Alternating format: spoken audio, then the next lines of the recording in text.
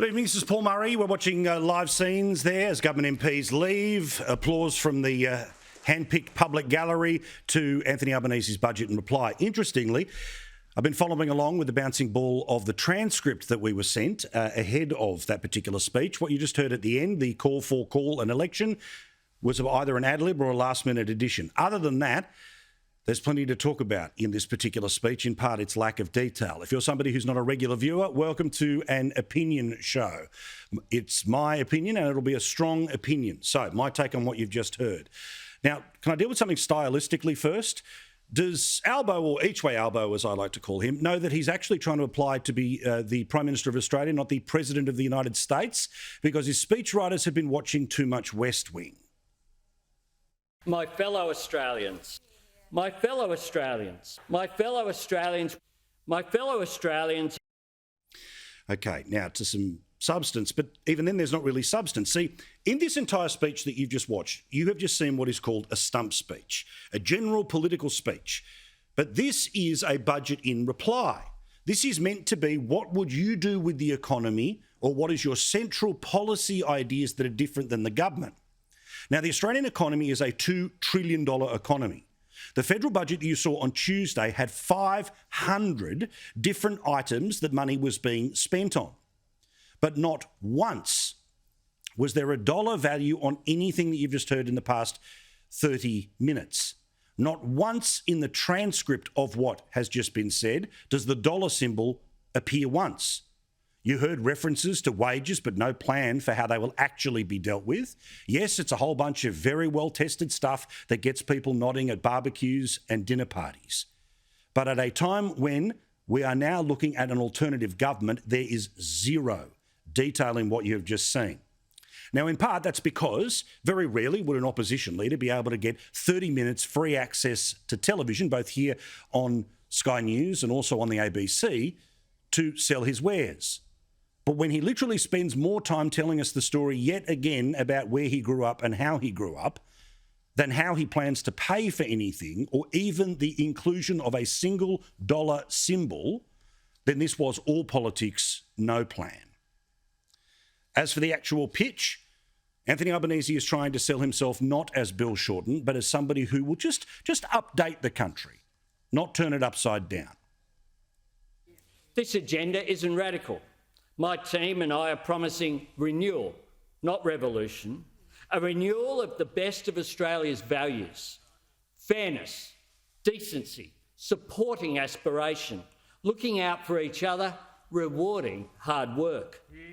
I want the sacrifices that all of you have made through these tough times to lead to a better future.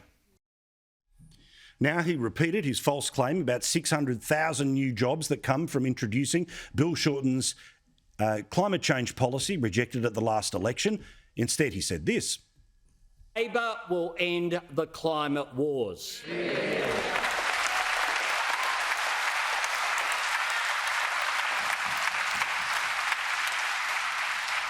And it is this objective of bringing people together in the national interest that will characterise a Labor government that I lead, in stark contrast to this government that is always seeking to divide. Yet no repeat of the false promise about bringing down your power bills by $250. Surprisingly, that dollar figure, again, didn't appear inside the budget. His best part was in talking about nursing homes, and who could disagree with a word that he had to say? The problem was there was no dollars, there was no detail.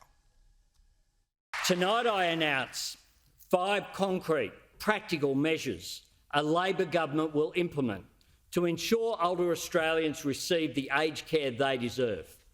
1. Under a Labor government, every aged care facility will be required to have a registered, qualified nurse on site 24 hours a day, 7 days a week, by ensuring there are more carers who have more time to care.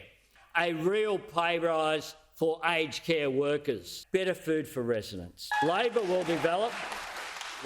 deliver new funding, more staff and better support to the aged care sector. But I repeat for the third time, no detail on how much.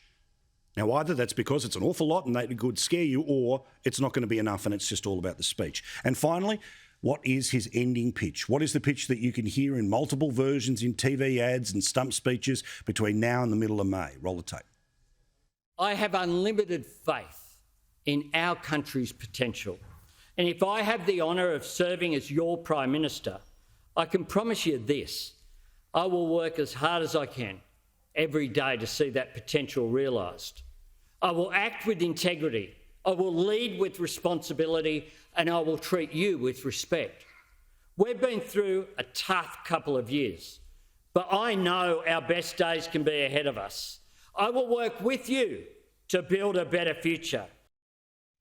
I'll get to a great panel in a second, but a little preview as well. The Prime Minister, Scott Morrison's on the show, had a chance to talk to him just before we went on the air, and he believes that the election is not about vague words and no details. It's about a comparison of an economy that's been built by a team that you know and trust. I mean, it's me or Anthony Albanese as Prime Minister. It is Josh Frydenberg or Jim Chalmers. Pretty easy decision on that one too. The bloke who's done 4 budgets as Treasurer and the bloke who used to advise Wayne Swan on how to do budget. And then you've got, who do you want? Marise Payne as Foreign Minister, who has worked with me to secure all these incredible foreign agreements, AUKUS and things like this, or Penny Wong. And then Defence. You know, you've got Peter Dutton, who we all know is an outstanding Defence Minister. The cyber security package he's brought down to this budget, first class, absolutely first class. Or you can have Brendan O'Connor. Now, people might go, who? Good question. I'll tell you who. He was the bloke who was the Border Protection Minister in the Rudd-Gillard-Rudd government. He couldn't keep the borders safe, so how on earth does people think he'd be able to keep Australia safe? So that's the line and length. Get ready for a lot of rinse and repeat over the next few weeks.